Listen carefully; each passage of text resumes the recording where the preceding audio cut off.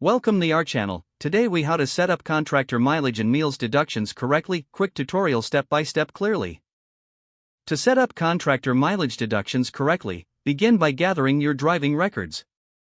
Document each trip related to your work. Include the date, destination, purpose, and total miles driven.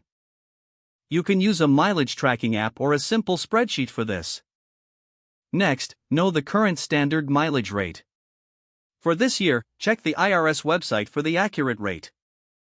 Once you have your mileage documented, calculate your total business miles driven.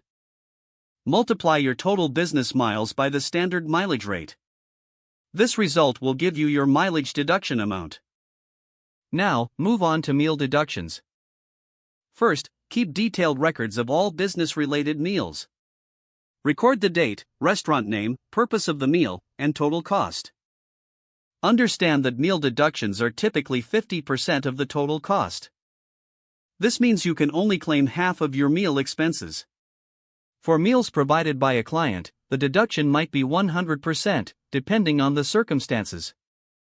Make sure to retain all receipts associated with your meals. This will help substantiate your claims come tax time. Finally, consult a tax professional if you have any uncertainties. This ensures you fully understand the rules and maximize your deductions. By following these steps, you will be well on your way to proper mileage and meals deductions. If the page does not load, refresh the browser or try again in a private or incognito window. Make sure you are using the correct email address, then retype it carefully to avoid small typos. If your password is not accepted, use the reset option and create a new strong password you can remember. Check your spam folder for verification or security emails, then complete any requested confirmation steps. Enable two-factor authentication if available to improve account security and reduce unauthorized access risk. After signing in, review your profile details so your contact information and settings are accurate and current. If you see an error message, note it down and try again after restarting your device and internet connection. Log out when you finish, especially on shared devices, to keep your account and payment information secure.